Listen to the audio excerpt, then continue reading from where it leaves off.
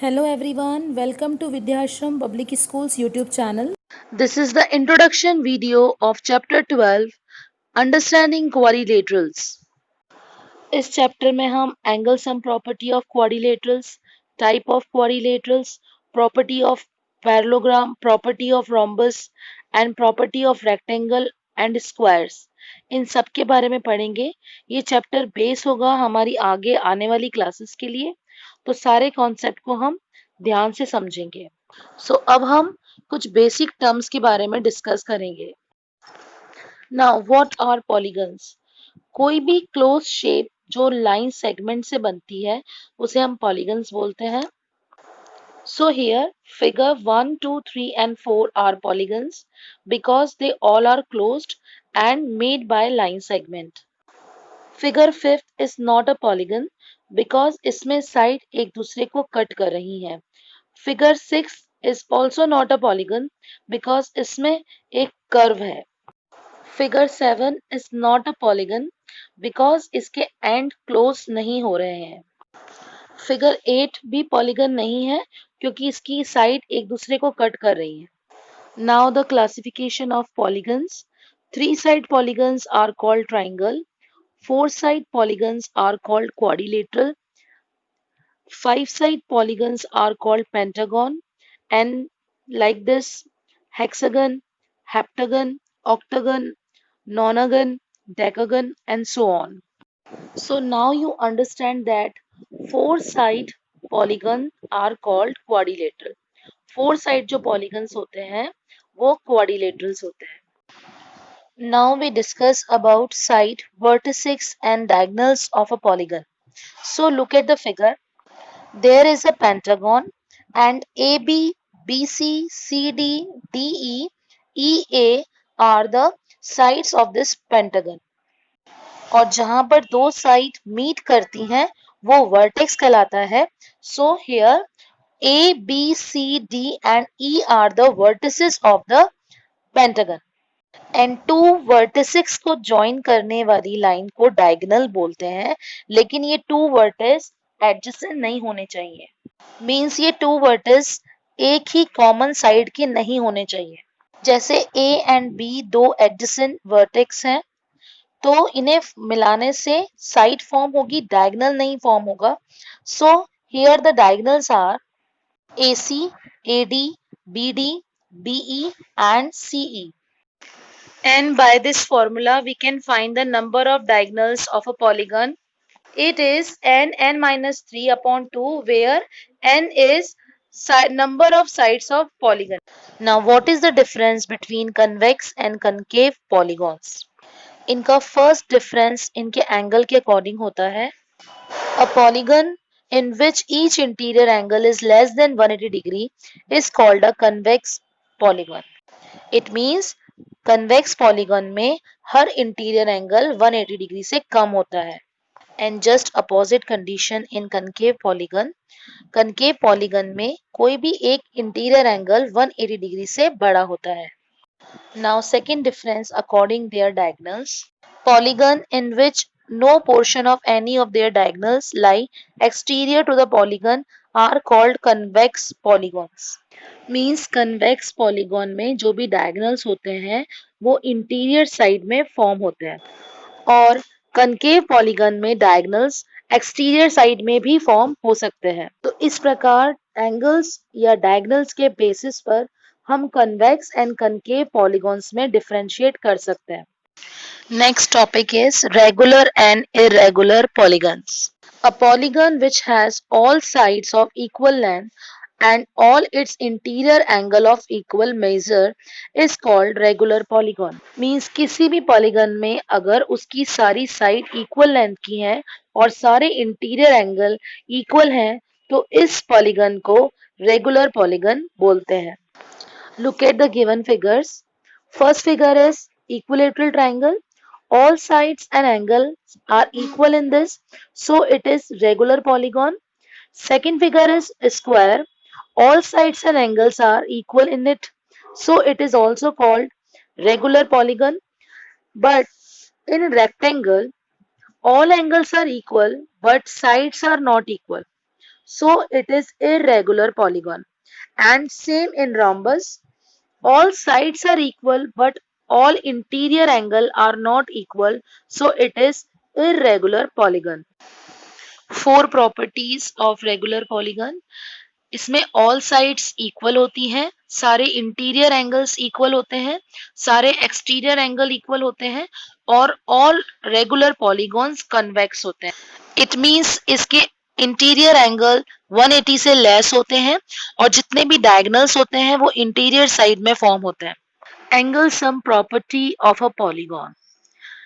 इसमें हमें एक क्वाड्रिलेटरल दे रखा है ABCD और हमें प्रूफ करना है कि इसके इंटीरियर एंगल का टोटल 360 होता है.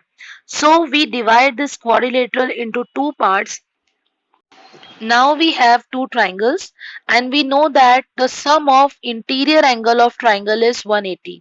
So angle 1, angle 2 and angle 3 make 180 degree. Now the sum of angle 4, angle 5 and angle 6 is also 180 degree. Now we add this both triangle together. So 180 and 180 is 360 degree.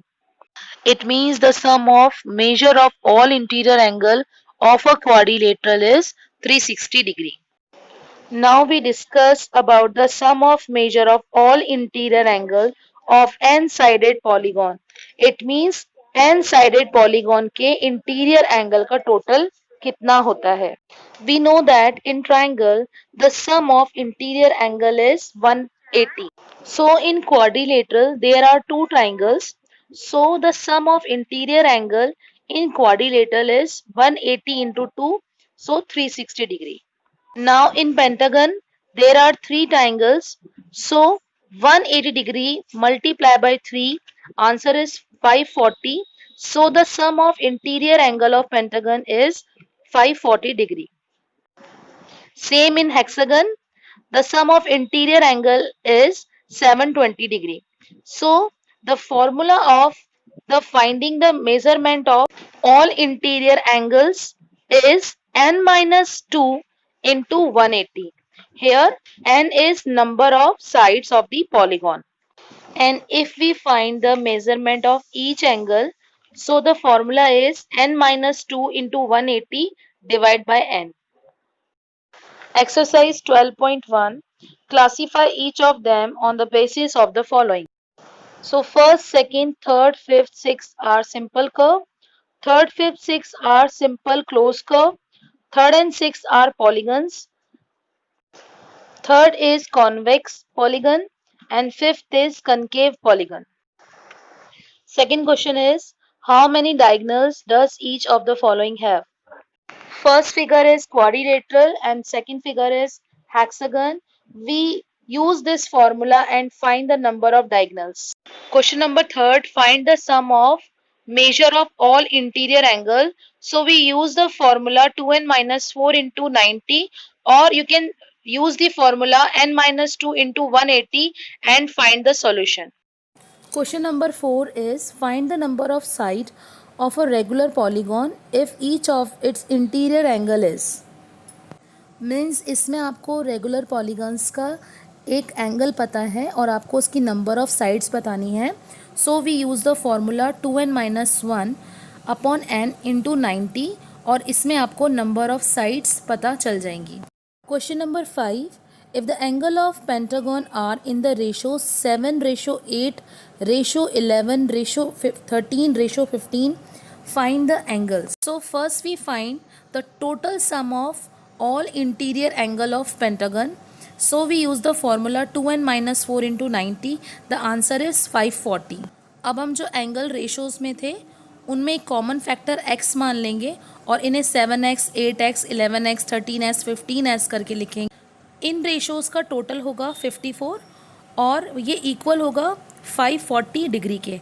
सो इससे हम x की value निकालेंगे. x की value आएगी 10 और इस 10 को 7, 8, 11, 13 और 15 से इंटू कर हम ईच एंगल्स का मेज़रमेंट फाइंड करेंगे. क्वेश्चन नंबर 6 में एक क्वाड्रिलेटरल है ABCD और इसमें आपको एंगल्स का रेशो दिया हुआ है. Angle A ratio angle D is equals to 2:3 and angle B ratio angle C is equals to 7:D. सो आपको ईच एंगल का मेज़रमेंट पता करना है। सो इसमें हम 2x प्लस 3x को 180 के इक्वल मानेंगे क्योंकि ये लीनियर एंगल्स हैं। Same 7y plus 8y is 180, so we find the value of x and y and then we find the value of each angle. Question 7 में एक क्वाड्रिलेटरल है जिसके 4 एंगल्स हैं। हमें पता है कि क्वाड्रिलेटरल्स के 4 एंगल 360 के बराबर होते हैं, इसीलिए 3x plus 4, 50 plus x, 50x plus 8 and 3x plus 10, ये टोटल को हम 360 के इक्वल में रखेंगे and we find the value of x। So x is 24, then we find the value of angle DAB and angle ADB। In 8 question there are 4 figures and we have to find value of x in each figure. We know that the sum of 4 angles in quadrilaterals is 360 degree, so we find the value of x.